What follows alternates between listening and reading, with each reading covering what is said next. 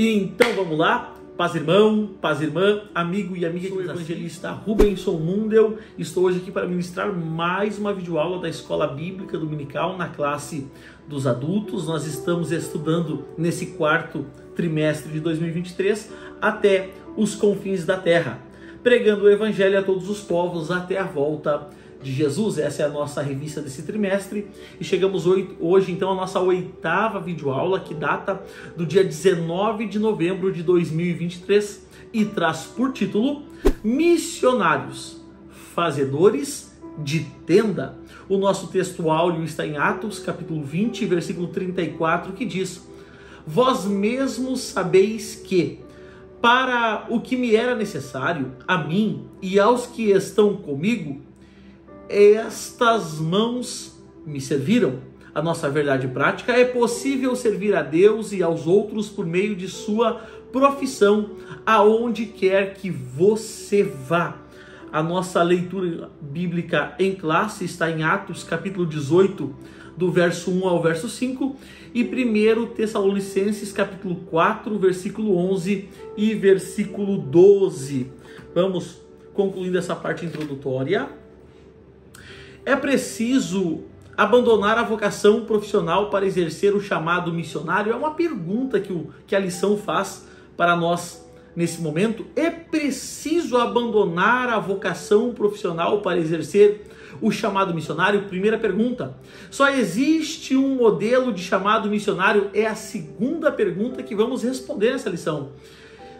Chamado missionário e vida profissional são irreconciliáveis? E essa é a terceira pergunta que a lição nos faz, e nós, no decorrer da lição, tentaremos então responder a essas questões. A lição desta semana traz uma reflexão à luz da vida do apóstolo Paulo, como alguém que, ao mesmo tempo, exerce uma profissão e anuncia o evangelho de Cristo. De acordo com esse exemplo bíblico, vamos meditar a respeito dos fazedores de tenda. O que essa expressão quer dizer e até que ponto a vida profissional e o chamado missionário podem e devem se encontrar para a glória de Deus. Então esse é o nosso resumo prático, claro, objetivo da nossa parte introdutória, com essa instigação dessas perguntas para a nossa vida, para o nosso ministério, para a nossa família. E você que está sempre comigo aqui, é um privilégio tê-lo por aqui. Eu sempre digo, é muito bom poder semanalmente estar contigo aqui, meu irmão, minha irmã, amigo e amiga que nos assiste. Eu sempre te peço, para você que está sempre comigo aqui, verifique se você já é inscrito aqui no meu canal do YouTube. Se você não for, se inscreva, ative o sininho das notificações e, se possível, deixe o seu like, a sua mãozinha no like nessa videoaula e um comentário. Você que está chegando agora pela primeira, pela segunda vez, quem sabe você estava procurando pela lição de número 8 da Escola Bíblica Dominical e o algoritmo do YouTube te direcionou ao meu canal aqui do YouTube. Você está chegando agora, você nem sabe se o conteúdo é bom, é relevante. E eu não te peço inscrição, eu não te peço like, eu não te peço teu comentário, eu te peço apenas uma coisa: assiste essa videoaula até o final. E se alguma coisa aqui que eu disser abençoar a tua vida, a tua casa, a tua família, se eu trazer aqui algum conhecimento que você ainda não tinha, então lá no final, depois que assistir toda essa videoaula, eu vou pedir para você se considerar, se inscrever aqui no meu canal do YouTube, mas só se antes eu agregar alguma coisa para a tua vida, família ou ministério. Vamos ao tópico 1?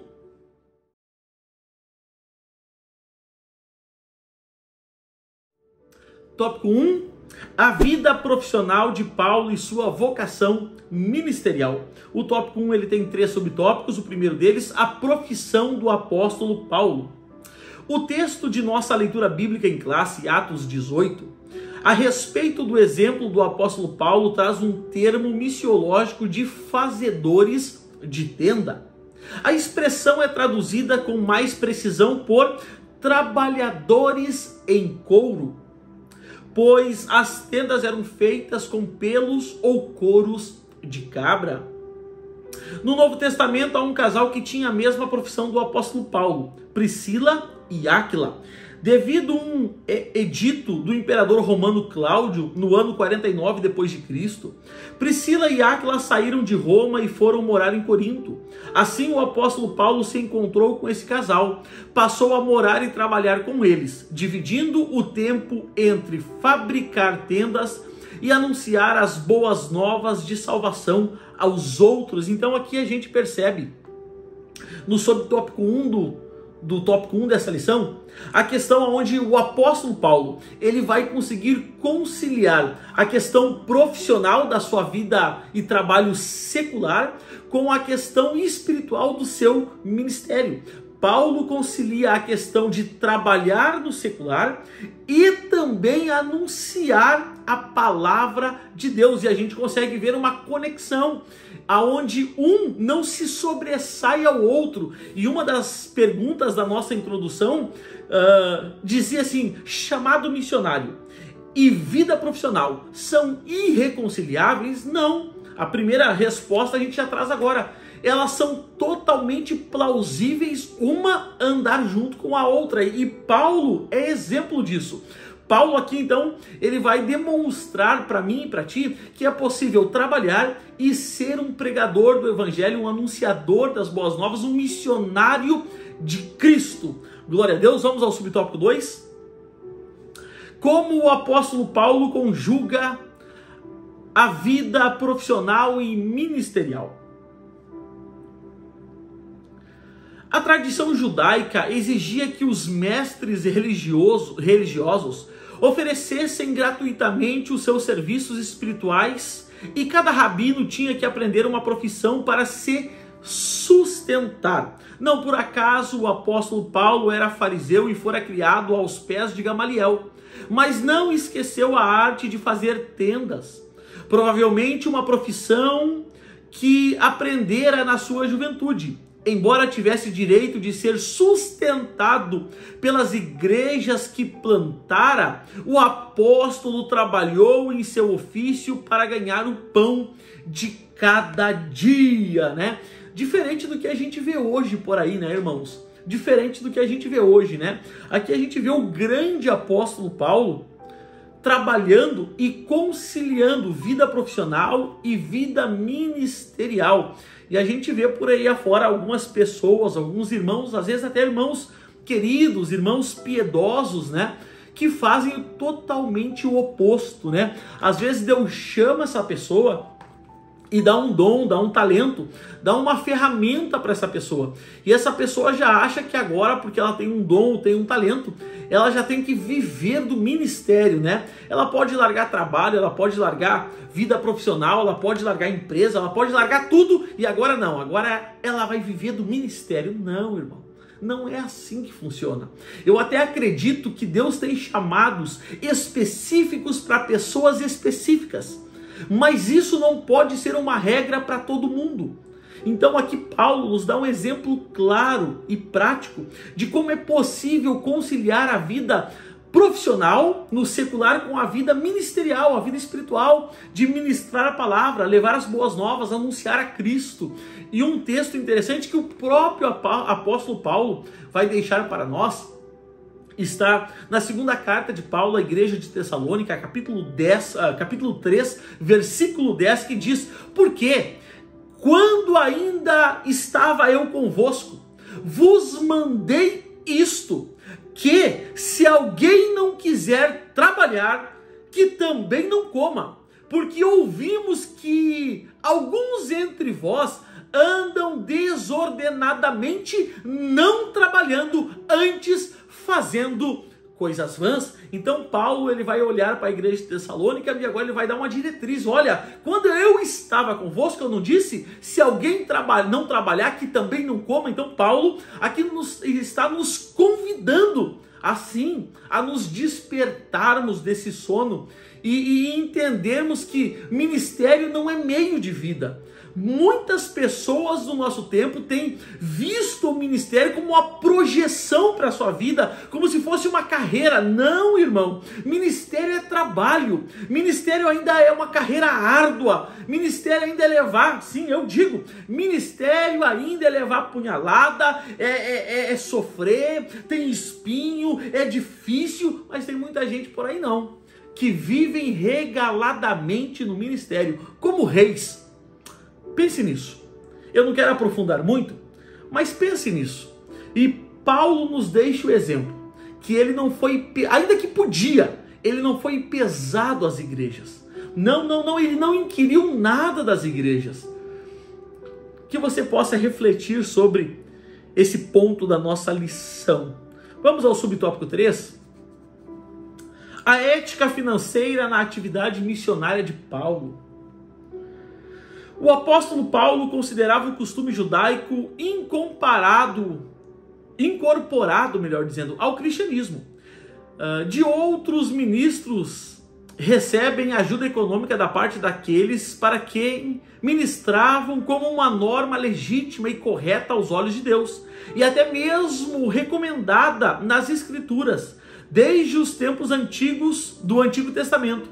Inclusive, mais tarde, o apóstolo reconheceu que não havia ensinado adequadamente os novos convertidos a sustentar a obra, privando-os do fruto que devia abundar na vida de quem dá voluntariamente. No entanto, Paulo geralmente não aceitava ofertas em dinheiro enviadas pelas igrejas cristãs, e muito menos ainda as exigia, ainda que algumas ofertas voluntárias lhe tivessem sido enviadas pelos crentes de Filipos.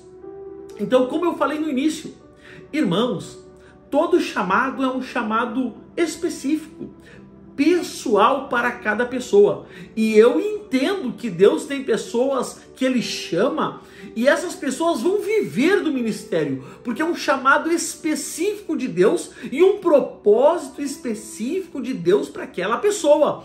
Mas isso não é a regra. Isso não é o comum. E aqui Paulo deixa muito claro que Paulo geralmente não aceitava ofertas em dinheiro enviadas pelas igrejas cristãs, e muito menos as exigia. Então Paulo, ainda que não aceitasse, muito menos exigia alguma coisa. E a gente vê no nosso tempo quantos pregadores, cantores, ministros exigindo ofertas extremamente altas para vir na nossa igreja pregar o evangelho que ele recebeu de graça, como uma ferramenta que ele recebeu de graça. Mas é 5.000 a noite, é 4.000 a noite, é 3.000 a noite, é 8.000 a noite. Irmão, não explore a noiva.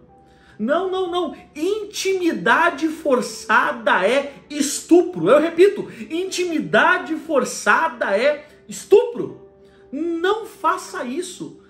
A gente sabe, a gente vai entrar daqui um pouquinho nesse ponto da lição mais para frente, que todo trabalhador é digno do seu salário. Uma coisa é ter um salário digno. Outra coisa é explorar a noiva de Cristo. São coisas diferentes. São coisas completamente diferentes. Quero concluir o tópico 1 citando o texto 1 Coríntios, capítulo 9, versículo 12, que diz: se outros participam deste poder sobre vós, por que não? E mais, justamente nós, é Paulo que está falando, mas nós não usamos desse direito, antes suportamos tudo, para não pormos impedimento algum ao evangelho de Cristo. Não sabeis vós que os que administram o que é sagrado comem do que é do templo, e os que de contínuo estão junto ao altar participam do altar? Assim ordenou também ao Senhor aos que anunciam o evangelho, que vivam do evangelho. Eu já falei, eu acho plausível isso. Aqui não há nenhuma contradição. Há pessoas que Deus chamou para anunciar o evangelho, que tem um chamado específico, para um tempo específico, para um povo específico, que vai viver do evangelho. Agora, isso não pode ser regra. Não é porque Deus te deu uma ferramenta, um dom, um talento, que tu tem unção, que tu tem que agora largar tudo que você tem, construiu, conquistou e viver do ministério. Não, não é assim que funciona. Tá bom, meu irmão? Aqui está então o resumo prático, claro, objetivo, com aplicações práticas para a nossa vida, para a nossa casa, para a nossa família do tópico 1. E eu já quero avançar contigo ao tópico 2. Tópico 2, missionários fazedores de tendas. O tópico 2 também tem 3 subtópicos. O primeiro deles, fazedores de tendas. Fazer tendas não é uma ideia nova. É tão antiga quanto as Escrituras. Conforme estudamos em Atos 18, assim no contexto de missões, a expressão fazedores de tendas tem a ver com discípulos de Jesus chamados e comissionados pela sua igreja para usarem dons, talentos e habilidades profissionais do campo missionário.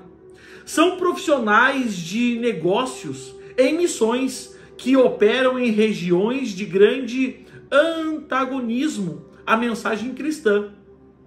Segundo os missiólogos, por muitos anos, o entendimento e a forma de fazer missões consistia na prática de abandonar a vida secular, trabalho, profissão e estudo, para se dedicar integralmente à obra missionária. Hoje, o entendimento tornou-se mais amplo.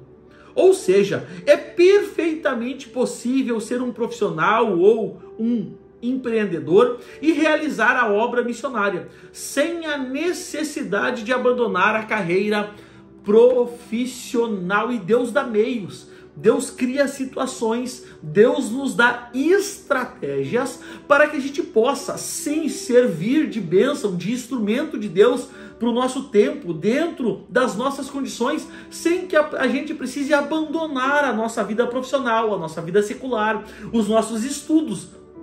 Então, é possível, é muito possível a gente conciliar a questão da vida secular, profissional, estudos, com a vida ministerial, pregação, evangelização, missão. Então, que a gente possa entender que o conhecimento e o entendimento da missão ou de missões, ele tem se ampliado, e dentro desse bojo, desse escopo de ampliação de visão, a gente consegue entender de uma forma mais plena que é possível a gente ser um empreendedor, um empresário, um profissional liberal, e a gente ter total condições de anunciar a Cristo, pregar as boas novas, ser um missionário, a gente fazer a obra de Deus. E a gente não precisa, como eu falei, se despir totalmente de uma vida profissional, acadêmica, de estudo, de ensino, para que a gente faça a obra de Deus. Eu sei, e repito uma vez mais, sendo até exaustivo com os irmãos, eu sei que Deus tem propósitos específicos, para pessoas específicas, por um tempo específico, mas isso não é a regra. Glória a Deus. Subtópico 2, vamos em frente. A força missionária no mundo. Missões se tornaram um movimento global que começou com a ação de Deus, pela sua graça, para reconciliar o mundo consigo mesmo. Ele conta conosco para continuar essa obra de missões. Deus, ele é o maior missionário, né? E a Bíblia diz que ele enviou o seu Filho para reconciliar o mundo consigo mesmo. Olha, com grande amor Deus nos amou, né? Fez um grande pastor, ele vai dizer uma frase que me marcou, eu confesso que eu esqueci o nome do pastor agora, mas ele diz assim, que Deus teve um único filho e fez dele um missionário, né? Então, missões nasceu no coração de Deus. E o texto que eu quero me referir, segunda carta de Paulo aos Coríntios, capítulo 5, versículo 18 e 19, que diz: e tudo isto provém de Deus, que nos reconciliou consigo mesmo por Jesus Cristo e nos deu o ministério da reconciliação. Isto é, Deus estava em Cristo, reconciliando consigo o mundo, não lhes imputando os seus pecados, e pôs em nós a palavra da reconciliação. Bendito seja o nome do Senhor. E o exemplo que Deus nos deu, estando em Cristo, reconciliando o mundo consigo, não lhe imputando os seus pecados, é o exemplo que Deus quer que a gente siga, levando a palavra da reconciliação àquele que nunca ouviu falar de Cristo. Então o nosso dever, meu irmão, nesse tempo, é anunciar a Cristo, falar de Cristo, pregar a Cristo, ensinar sobre Cristo. Oh, bendito seja o nome dele. E a gente pode fazer isso, irmão, no nosso trabalho, na faculdade, no colégio, com o nosso vizinho, no nosso bairro, no nosso grupo de amigos. A gente tem o dever de anunciar as boas novas do Evangelho. Aleluia! Vamos em frente? Subtópico 3. O preparo dos fazedores de tendas. Como os outros missionários, os fazedores de tendas devem se preparar plenamente para se tornarem os ministros transculturais mais eficientes que puderem. Aqui é muito oportuna a orientação do apóstolo Paulo ao jovem Timóteo, em que a boa instrução é necessária a todo bom obreiro da causa do mestre. Que instrução é essa? Aonde está essa instrução? Segunda carta de Paulo ao seu filho na fé Timóteo, capítulo 3, e verso 16 e 17. Diz assim a palavra de Deus: olha, irmão, perceba, não é metade, não é uma parte, não é um pedacinho, não é aquilo que eu acho interessante, não. Toda a Escritura é divinamente inspirada. Não é o livro que eu quero, não é a passagem que eu mais gosto, é toda. É Gênesis, é Êxodo, é Levíticos, é Números, é Deuteronômios, é Josué, é Juízes, é Ruth, é todos os livros. Todos. 1º, 2º Samuel, 1º, 2º Reis, 1º, 2º Crônicas, Esther, enfim, Neemias, Jó, Salmos, Provérbios, Eclesiastes, Cantares, Jeremias, Isaías, Lamentações, Ezequiel, Daniel, Oséias, Joel, Amós, Obadias, Jonas, Miqueias, Naum, Abacuque, Sofonias, Ageu, Zacarias, Malaquias. Toda a Escritura, é Mateus, é Marcos, é Lucas, é João, é Atos, toda a Escritura, ela é divinamente inspirada, é de Gênesis a Apocalipse, é os 1189 capítulos, é os 31.163 versículos.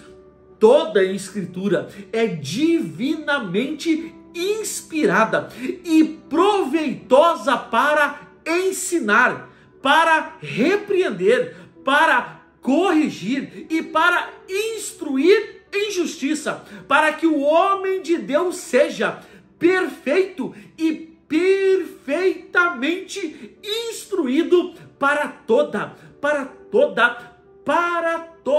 boa obra. E o que a gente aprende com isso? Que é impossível eu ser um missionário, eu ser um agente de Deus, eu ser um instrumento de Deus, se eu não me preparar antes. Oh, bendito seja o nome do Senhor. Eu sei que você tem um dom, eu sei que você tem um talento, eu sei que Deus já te deu uma ferramenta, mas você precisa de preparo, de orientação, de discipulado, de um pastor encostando do teu lado, dizendo: meu filho, é por aqui, é assim, é assado, é assim que se faz. Embora a gente tenha um chamado, um dom, às vezes a gente tem a ferramenta, mas a gente precisa se preparar. A obra de Deus não é feita de qualquer maneira. Cristo se preparou 30 anos para servir 3. Eu repito, Cristo se preparou 30 anos para servir 3. E tem muita gente se preparando 3 para tentar servir 30. Não, irmão. Não. A gente precisa se preparar. E como é que eu me preparo? Na oração, no jejum, na consagração. Você se prepara lendo a Bíblia, fazendo um bom curso de teologia. Você se prepara em seminários. Você se prepara em escola bíblica dominical. Você se prepara em culto de ensino, culto de doutrina. Você se prepara em culto de obreiro. Você precisa se preparar. Glória a Deus. Então já está aí, meu irmão, minha irmã, amigo e amiga que nos assiste. O resumo prático. claro, objetivo, com aplicações práticas para a minha vida, para a tua vida, para a nossa família, para o nosso ministério aqui, de uma forma prática para nós. Glória a Deus. E eu já quero avançar contigo. Tópico 3, vocação, profissão e missões. O tópico 3 também tem 3 subtópicos. O primeiro deles, Deus é quem chama. Muitas são as oportunidades para nos envolvermos com os trabalhos em nossas igrejas locais. Grupos evangelísticos de grande impacto, organizações missionárias relevantes no contexto nacional e até em outros países. Todavia, é Deus quem coloca em nosso coração a disposição ou a aptidão para executar um determinado ofício. Nesse caso, é Deus quem capacita, comissiona e habilita cada crente para uma determinada missão no mundo. Olha que interessante. A lição está nos dizendo aqui que muitas são as oportunidades que a gente tem de servir a Deus na nossa igreja local, nos departamentos, em organizações evangelísticas. Mas, no princípio de tudo, quem chama primeiro é Deus. É Deus quem chama, é Deus quem comissiona, é Deus quem habilita e é Deus que nos dá a missão que Ele quer que a gente desempenhe nesse mundo. Um texto que corrobora com essa ideia, Jeremias, capítulo 1, versículo 5, que diz: Antes que te formasse no ventre, te conheci, e antes que saísse da madre, te santifiquei. As nações te dei por profeta. Então a gente nota que aqui é Deus chamando, comissionando, habilitando Jeremias a ser profeta de Deus. Então a gente nota e aprende que Deus tem um plano preparado para a nossa vida. O Salmo 139 vai dizer isso, que todos os nossos dias já estavam escritos no seu livro, antes mesmo que qualquer um deles existisse. Deus tem um plano para a nossa vida.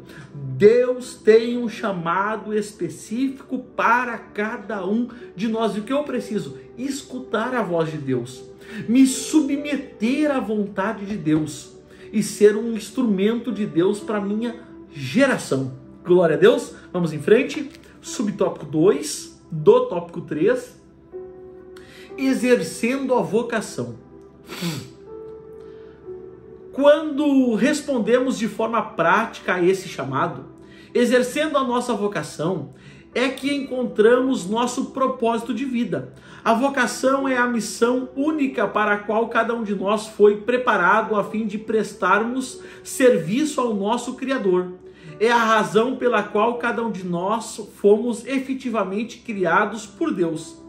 Ele mesmo quem nos dá condições para realizarmos tais tarefas por meio de nossos dons e virtudes, tornando-nos parte integrante de seus planos para a sua honra e para a sua glória.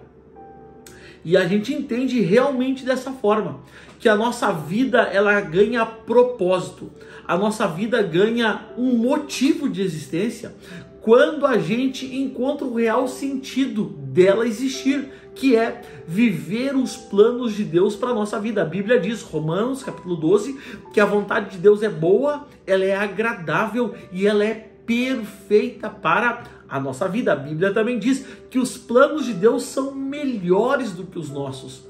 Então a gente nota que uma vez que a gente se submete à vontade de Deus, ao querer de Deus, ao propósito de Deus, a gente vai desfrutar de uma vontade de Deus para a nossa vida boa, agradável e perfeita. E a Bíblia diz que Ele mesmo chamou nós com dons, talentos e ministérios. Efésios capítulo 4, versículo 11 vai dizer: e Ele mesmo deu uns para apóstolos, profetas, evangelistas, pastores e mestres. Para que Ele nos deu esses ministérios? Verso 12, querendo o aperfeiçoamento dos santos, para a obra do ministério, para a edificação do corpo de Cristo. Então, irmão, quem chama é Deus, quem comissiona é Deus, quem nos dá a ferramenta, o instrumento é Deus. E a nossa vida encontra um propósito de existir quando nos submetemos a essa vontade. E se alguém que me escuta nessa lição está, quem sabe, resistindo ao chamado de Deus, resistindo à vontade de Deus, irmão, escute a meiga voz do Espírito Santo. E uma vez que você aceitar o chamado, o propósito, o comissionamento de Deus, você vai viver o que é bom, agradável e perfeito para a tua vida, para a tua casa, para a tua família. Deus tem o melhor para a nossa vida. Aleluia! Vamos avançando, já quero avançar contigo ao subtópico 3 do tópico 3, último subtópico dessa lição. Minha profissão, meu campo missionário.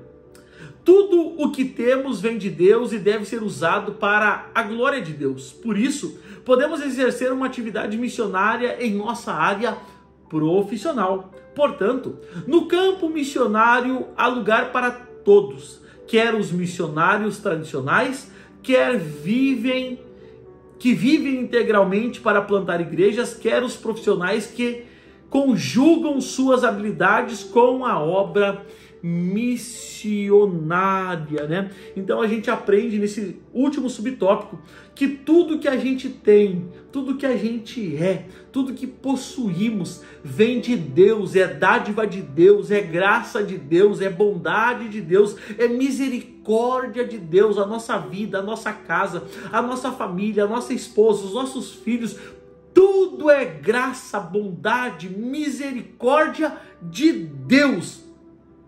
E que também a Bíblia vai dizer, eu quero ler esse texto contigo, 1 Coríntios capítulo 15, versículo 58, para você, meu irmão, que faz a obra, quem sabe você que prega, evangeliza, faz missões, trabalha na sua igreja, quem sabe você é porteiro, quem sabe você dirige alguma congregação, quem sabe você dirige algum departamento, algum coral, alguma banda, quem sabe você é professor da escola bíblica dominical. Esse texto é para você, é para mim, é para nós. O que diz a palavra de Deus, 1 Coríntios 15, 58? Portanto, meus amados irmãos, sede firmes, sede constantes, sempre abundantes na obra do Senhor, sabendo que o vosso trabalho não é vão no Senhor. Então, meu irmão, não esmoreça, não perca a fé, não largue o arado, não retroceda, não olhe para trás,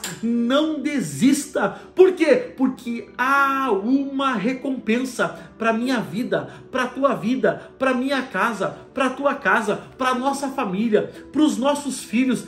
Deus tem uma recompensa reservada para nós. E o que a gente precisa? A gente não pode esmurecer, a gente não pode parar, a gente não pode desistir. Apocalipse, eu encerro essa lição citando esse texto. Apocalipse, capítulo 22, versículo 7 diz: eis que cedo venho, bem-aventurado aquele que guarda as palavras da profecia desse livro. Então, meu irmão, Jesus está às portas, está voltando. Vamos trabalhar enquanto é dia, vamos trabalhar enquanto há luz. E a gente sabe, entende, compreende que o nosso trabalho não é vão no Senhor, e Ele cedo vem para buscar a sua igreja, uma igreja zelosa, de boas obras, que está aguardando a sua volta. Amém? Você pode glorificar o nome do Senhor, você pode, quem sabe, levantar a sua mão e tributar a Ele uma palavra de louvor, de adoração, de gratidão. Bendito seja o nome daquele que vive e que reina para todo sempre, a saber, Jesus Cristo. Então está aí, meu irmão, o resumo prático, claro, objetivo, com aplicações práticas para a nossa vida, para a nossa casa, para a nossa família e para o nosso ministério. Glória a Deus! Agora sim eu te peço, querido amigo, amiga que me assiste, se alguma coisa que eu ministrei aqui, alguma coisa que eu falei, se eu trouxe algum conhecimento que você ainda não tinha, se essa aula, essa videoaula abençoou a tua vida de alguma forma, agora eu te peço, considere se inscrever aqui no meu canal do YouTube, deixar a sua mãozinha no like e quem sabe deixar um comentário abaixo dessa videoaula. Eu ainda não estou no meu cenário tradicional, eu falei na videoaula passada, reforço agora, a gente acabou se mudando, a gente mudou de casa e os móveis ainda não ficaram prontos, o pessoal da empresa dos móveis ainda não vieram colocar os nossos móveis, eu estou todo improvisado aqui gravando conteúdo para vocês. Lá no Telegram eu postei uma foto da minha improvisação, você pode acessar o nosso grupo da EBD no Telegram, logo aqui abaixo dessa videoaula, há alguns links. Há um link do meu Instagram para você que deseja me seguir no Instagram, há um link do meu WhatsApp para você que deseja marcar agendas e eventos conosco, e há também um link do Telegram, onde a gente tem um grupo da EBD no Telegram. Eu criei um grupo novo, porque o grupo antigo estava dando alguns problemas e o pessoal não estava conseguindo escrever no grupo, mandar perguntas. Então eu criei um grupo novo, já está disponível para você. Você pode entrar no grupo do Telegram, ali a gente vai conseguir conversar de uma forma fácil, simples.